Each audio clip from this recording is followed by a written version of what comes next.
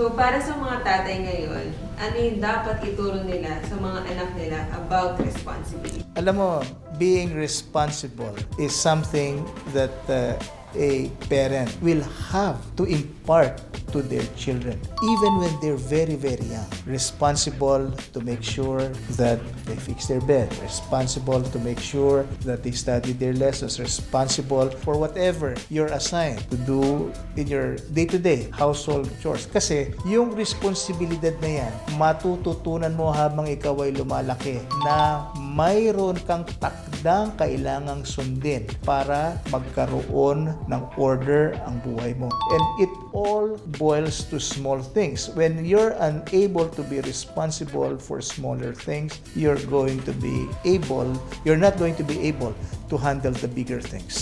So it starts when you're young. Make them be responsible. Alamin nila kung ano ang takdang bagay na kailangan lang magawa at responsable sila sa araw-araw.